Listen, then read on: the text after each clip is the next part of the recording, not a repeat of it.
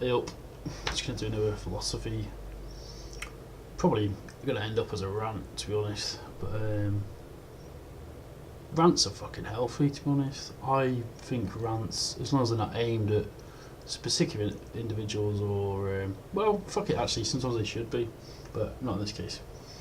Sometimes rants are extremely useful to just get shit off your chest, or indeed just to kind of reel off a series of ideas and see where that takes you. So I'm not really going into this video with a plan, but I kind of figured I would do a video on the how absurd everything just feels, especially now, politically and geopolitically, I suppose. So, well, talking geopolitics and the political figures that we have in power at the minute. Over the pond in America, we've got Donald Trump in power, which just feels like a joke.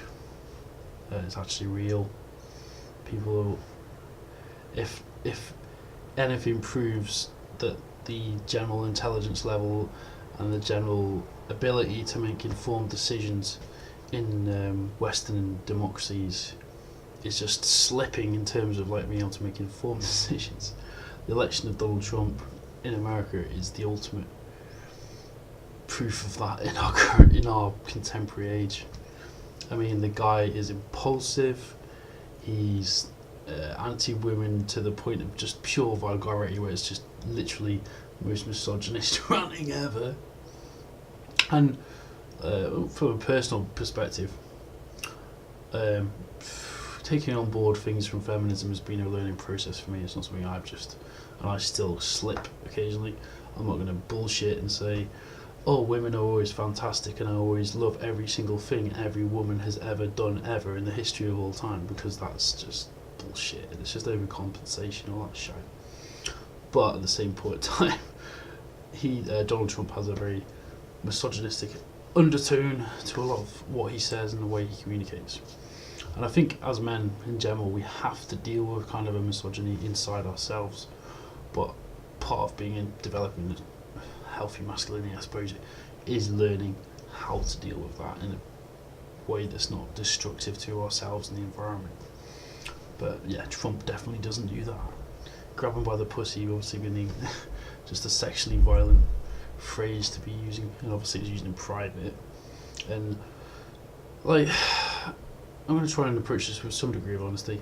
I think as men, when we're in groups, we do kind of make, I wouldn't say sexually violent jokes if we're healthy, but we do make, we have jokes around sex, and it's completely natural and it's completely fine.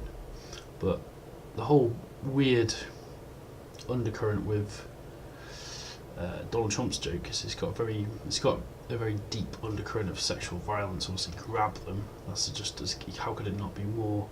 It doesn't get much more violent than that, really, does it? As a kind of metaphor of a physical action. So there's that. There's also the fact that he's just incredibly impulsive. He just seems to switch his views a lot. But anyway, I'm kind of going off on one now. So there's that, which is it seems that generally speaking, people's awareness of being able to make informed decisions, but people's ability to make informed decisions in democracy is getting less and less, which is kind of counterintuitive given the fact that we have more access to information with computers. You would assume that we'd be able to make more informed decisions. Like, you can literally Google statistics on whatever subject. Say, for example, if there's an environmental issue coming up with the government, you can find statistics from reliable scientific sources. So in some ways, I think what we should probably, the internet's obviously kind of going to go through a lot of changes, I think, in the next 10 years. There's net neutrality, and also around, so that's basically how data gets distributed over the networks that control the internet, basically, so that essentially there's no with the internet, there's no emphasis is placed on certain parts of content, so everything gets delivered in packets of data more or less at the same rate essentially. But that has been challenged. So, for example, you could have more corporate control of the internet, so that certain sites will have more, precedence over others, which is a worrying trend. And I think, in general, as harbingers and watchers of the freedoms of the world, we have to keep on track and keep the authorities in check. Because, especially now that we have much more of a rise of authoritarian right-wing ideologues, Trump is not a fascist. He's not. He hasn't even got that level of being able to manipulate people. Because fascists essentially are corporatist, strong, authoritarian leaders who manipulate people through fear. And that's essentially what it is. If you look at the history of Mussolini, Mussolini talks about corporatism, how corporate and state power in fascism, in his definition of fascism, is the key part, and then also manipulating. And then if you look at even statements by Nazi individuals in the Nazi party, like Joseph Goebbels, for example, he talks a lot about how you manipulate people. He talks explicitly about it in some of the kind of quotations you can find from Joseph Goebbels. Anyway, I'm coming off for one now. But yeah, we've got the rise of the right in Trump's America. You've got Theresa May in our country, UK, who's, strangely enough, she's much more. I wouldn't say she's definitely not progressive, but in terms of compared to Donald Trump, she seems to be a bit more of a. She has some more awareness about general history, and I think generally what her ideology is, which is probably, I suppose, a kind of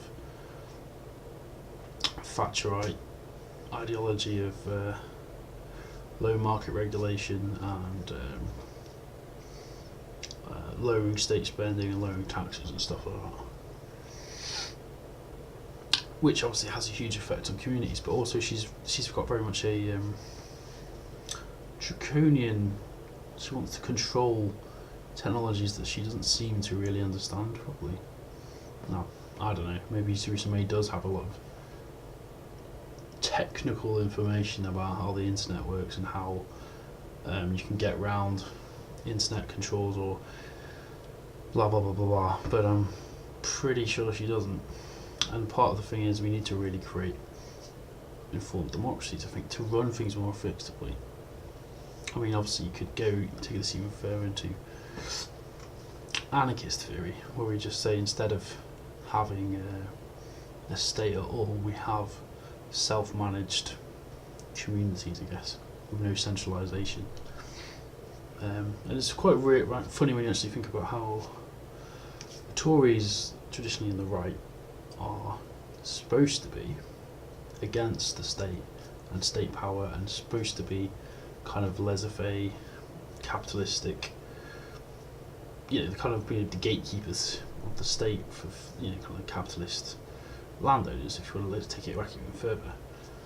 But the strange thing is, like, the new right, if it's going to be called that, and I don't mean the alt-right, because the alt-right's kind of, to me, is even further to the right, and they don't really hide what a lot of the alt-right believe in, which is nationalist power, basically just returning back to like kind of fascist ideas of we need a strong leader and a strong authoritarian regime so we can get our peace and get those people out who look slightly different to us or act slightly different. And that seems to me, from everything I've seen from the alt-right, the general narrative that they try and develop along lines of authoritarianism and security, because it gives us better security and jobs and blah blah. It's basically a massive misunderstanding of how global economics work as well, because obviously you're living in a globalised economy where nations have to work together and trade and all the rest of it. Having kind of cordoned off nations, and Trump's idea of like building walls, which I know is obviously more about in his eyes about keeping out immigrants from Mexico. But then even with that, the whole thing is like just develop a more efficient way of dealing with those people who are coming in, whether it be in putting a bit of more state spending into citizenship programs, whether it's educating, whether it's because basically that would mean obviously a little bit of stimulus from the state initially, but if you're talking like basically if the problem or the perceived problem is immigrants not integrating into communities, then the answer is definitely not throw them all out or just create fear-based ideologies based around them. It's a flawed idea in every single level. So yeah, this is kind of turned into an analysis of alt-right. Now I guess what we're probably going to start seeing, and I think we already are seeing, it's always going to be there obviously, is kind of development of a reinvigoration of the left in terms of like, but it seems to be more of a reinvigoration that's theoretical at this point in time. Potentially action as well, because Labour in the UK, who are explicitly socialist in their views as a party now, democratic socialism being kind of like a more like European tradition of social democracy, seem to be on the rise in the polls a bit. Can't preempt it too much now, can't get all excited, but it does look like there is a shift potentially with the electorate, but it does really depend on how many younger people vote and how many swing voters Labour can get, essentially, I suppose. But there does seem to be kind of like a reinvigoration of left theory, which is good, because obviously look, it's commonly associated with progress and progressive politics. I know all change comes from progressive politics, obviously, as you'd expect. Conservative politicians and thinkers can often be good at preserving and offering at certain points in time stability. Obvious example of that for wartime Britain would be Churchill, I guess, of the Conservative Party, who was the leader, wartime leader, and was very efficient at doing that. And there's been other times where, you know, the situation's been different, so we've had like basically like kind of caretaker Tory governments. Probably like John Major would be one of those. I was actually alive while he was in government for a while, and while I'm definitely not a fan of his government, he was kind of essentially a caretaker leader for that period before Tony Blair got into power, I think. But we're completely not in that geopolitical situation anymore. The political situation now is, from all the kind of videos I'm watching and the information I've been processing, China is obviously, and China's a funny one as well, and Slavoj Zizek makes the same exact point. China is ostensibly communist, but it follows a capitalist method of production, as in its actual, what it manufactures is a space, really, isn't it? So manufacturing is the base of China's economy, but with that you don't have the kind of advances that we've had here of France and Europe and places like that, of trade unions, worker rights. So you've got a hard state which is theoretically, in theory, communist, but it is in practice it's state capitalist, which essentially means a authoritarian state with capitalist masses of production, I guess. So instead of what you would have in communist theory, which would be the means of production in the hands of the workers, you have state production in the hands of, I guess, like state officials. And I'm not an expert in China, but that's basically my understanding of that. And they have a lot of economic power and leverage because they have such a manufacturing power and base. Now, obviously you have Brexit happen, which was a real game changer that no one really expected in British politics. And it's still hard to really kind of figure out why people voted for that. I mean, I was voted Remain. I guess it's probably obvious because I'm kind of a leftist of the socialist persuasion, so it kind of makes sense I would vote for a institution that tries to preserve some degree of communication across nations, but also, well, to be honest, the European Union was flawed. I mean, they are voted to remain, and we're not going to sit here and reel off a speech about how perfect the EU was. It was far from perfect. It was an inefficient way of, a not perfect way as well, of nations being able to discuss, have trade, and for sure there were people who obviously say it was the way that regulations would be distributed amongst several different nations was not always perfect or ideal. But at least when we were in the European Union, we had a stake in the European Union, and at least when we were in the European Union, we had a say, and we had our place in democracy in the European Union. A lot, and again, coming back to my comments about how the whole geopolitical map seems to be changing a lot. We seem to be going away from organisations which are there to kind of keep democracy in check and keep making sure that you can't, and they are institutions, they're not perfect, but so you've got these institutions in place which can keep checks in place, which can keep standards and check that there are keep leaders in check basically, so they can't just go off and do whatever. And obviously in America, I was talking to someone about this tonight actually, you still have checks in place for Trump. He can't just go and do whatever he wants. You've got Congress, you've got the Senate, all the rest of it. You have state apparatus which is there to prevent Trump from just doing whatever he wants, executive orders and such, though he did do quite a lot of executive orders, I believe, in his first few months in office. So he's trying to do what he can, but he will be stopped by other representatives, which is good, and that's what you want in a healthy democracy. But yeah, and now obviously we've had recent events of but there's probably going to be, I assume, kind of a return of a more hard line against Islamic terrorism and all that, which is obviously we've had. I was going to say,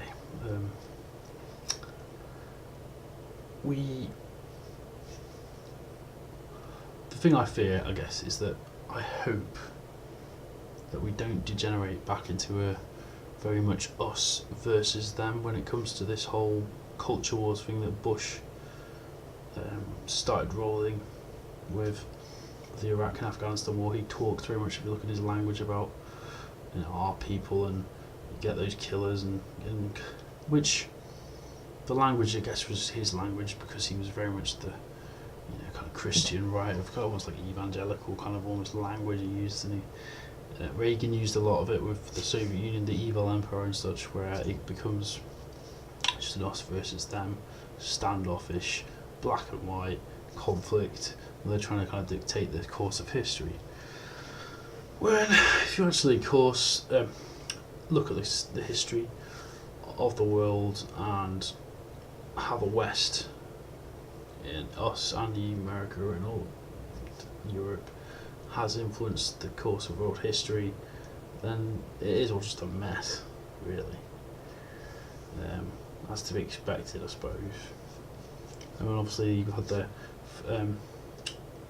was it Fukuyama, End of History, which I've not read, but kind of like that's a book which I've heard talked about a lot, where it was suggested that liberal democracy was basically the end model forever. I feel that we've kind of gone beyond that point just from watching videos, analysing them. It might change with you obviously, but as far as I can see, that's not worked. I mean, you still had conflicts, you still had war, you still had a lot of battling, which essentially takes place because of resources and power and having to grab those things, and nation states compete with each other to grab those things, and then obviously the precedent of history itself puts it so those things are a necessity to battle for, I guess. I've started reading a book actually called Homo Deus, who I can't remember what the thinker's name is. He's Israeli, so it's kind of hard to pronounce. But it's a very interesting book about how, basically, and I've not read all of it yet, all the problems of the world that we have at present. Obviously, over time, we live longer now. We have access to more consumer goods. We have access to more pleasurable things. We have access to more healthcare. Blah blah blah. All come at a cost. It's not just been stuff we just won overnight. But he is talking in the book about how famine used to kill millions of people. Spanish flu, disease. A lot of these things have been eradicated, essentially through. Essentially through science, to be honest. I mean, scientific progress has progressed the human species to the point where death, illness, and ironically enough, I'm going to roll a cigarette and smoke it now. Death and illness do not have such a negative effect on the, your assumed lifespan as a human being, and in general on how you go on. So. So I'm kind of jumping around a lot now, but I'm just going to make this interesting. So I think. So anyway, I'm going to kind of like round this up to try and think of some possible solutions for how, without resorting to the kind of like hard left, communist, authoritarian model, which in itself is terrible and just leads to really inefficient. It leads to really inefficient economies that don't function properly because the state doesn't know what the people want really. You can pump out as much propaganda as you want about that if you're a communist state, but you don't know what people want. You just basically tell them what they want. So that doesn't function correctly. I mean, you have maybe basic needs provided for, but human beings, if you want to think of it like the Maslow's hierarchy of needs, we have self-actualization being the top, which is the actualization of whatever you feel that your goal is in life, your meaning, and like comfort, sleep, and all the rest of it. So it's sleep at the bottom. But the problem with all the previous communist societies, from Soviet Union to Cuba to China, is that they become repressive and authoritarian because they usually have a period of a lot of instability, so they kind of become paranoid in a lot of ways. The party systems, Chairman Mao's Cultural Revolution, Stalin's 5-year plan, blah blah blah blah. Well, Stalin's 5-year plan was industrialization, but that's by the way. They basically become hugely authoritarian, bureaucratic institutions which are so inefficient to the point of actually murdering their own populaces and just being not good for anybody involved. And obviously you've got a kind of more free market model, liberal democracy, so that people can form their own businesses and they can run them how they want. But the problem we actually have now is that that's all well and good, and it is good, but the situation we live in now is you have more monopolies, so you have fewer corporations, more controlling more resource and more ways that people can access that, and they can set the prices and such. Well, they don't set the prices, but because they have so much resource and kind of hoard essentially like dragons, they have more ability to influence via lobbying and blah blah blah. So really, I think in terms of developing a new political philosophy, and like I'm approaching this from a leftist perspective and a left-wing perspective, having a degree of knowledge of working class history and not all of it, there's still gaps of knowledge, but trying to develop that, and how basically what's the path for the new left essentially. So obviously, like I said, I'll just reiterate, we can't go to the old models of authority. So I think really what the left should be doing, without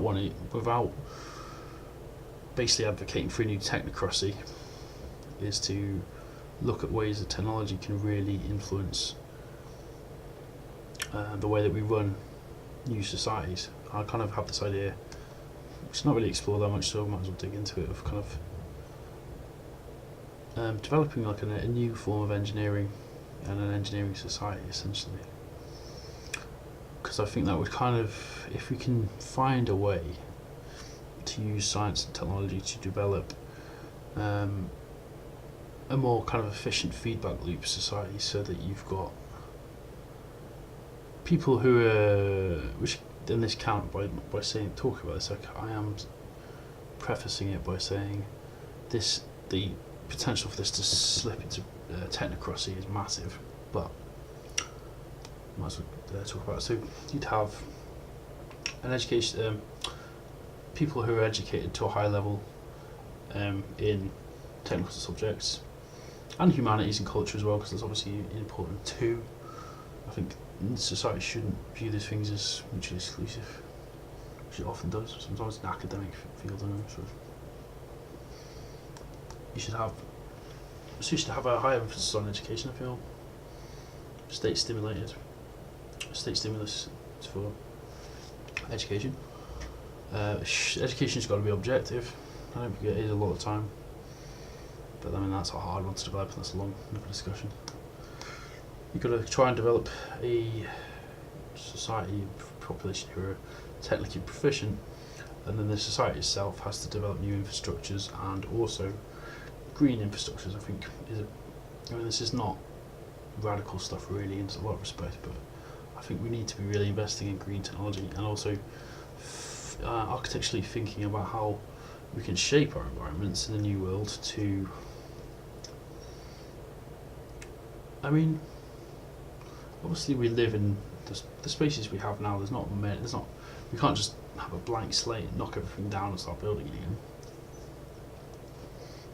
The reality of the situation is you can't just centrally control all that, because that's, again, really sort of authoritarianism.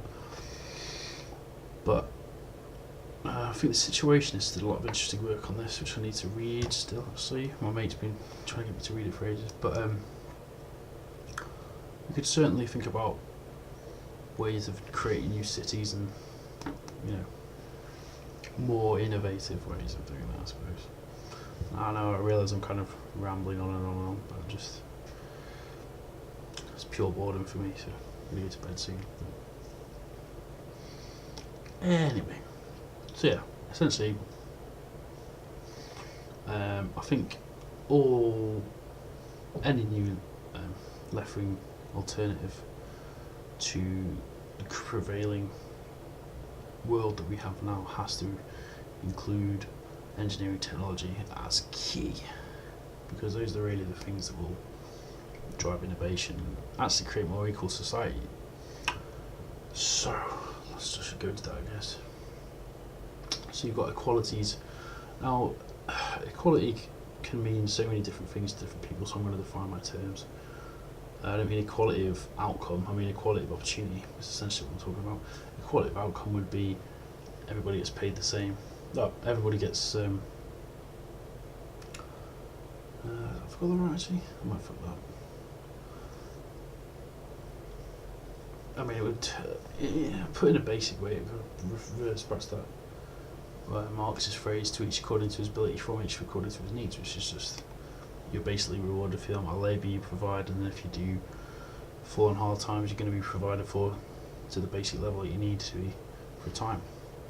And also, a very critique of this is that it can lead to stagnation, because nobody wants to quote unquote economically better themselves, so you kind of eliminate competition through that process.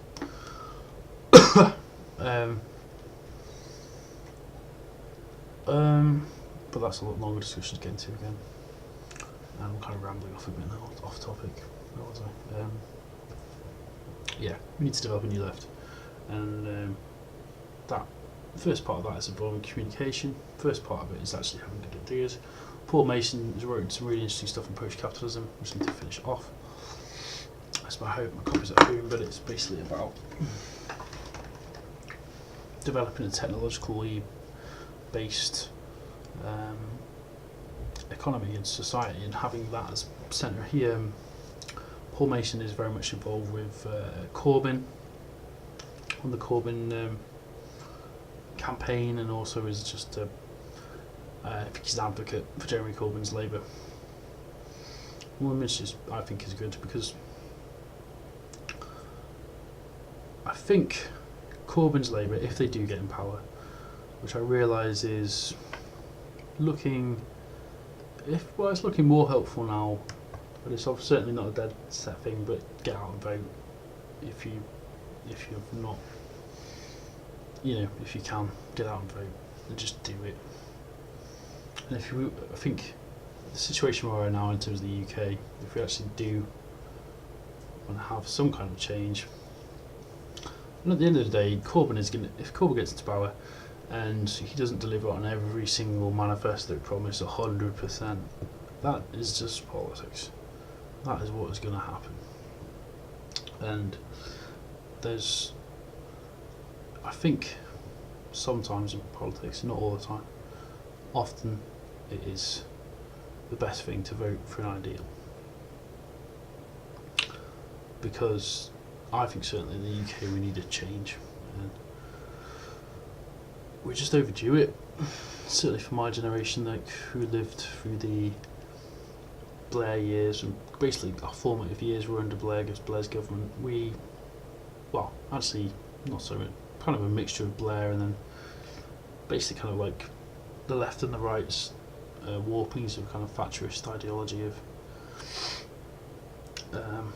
Thatcher's ideology of there is no such thing as society and the free market rules everything. Now Corbyn is representative of kind of healthy shift to the left. I'm going to end this now because I've been talking to you for half an hour and I'm kind of bored of hearing the sound of my own voice, to be honest. If you find anything of use in there, that's good, but I'm kind of just bored by myself talking. I certainly don't think I'm going to come up with some super philosophy of how to run the world in half an hour. So I still need to upload this raw, I suppose. Good night. I've been Geopolitics. This has been my ramble. I can't remember how I even started. So. And a bit of that.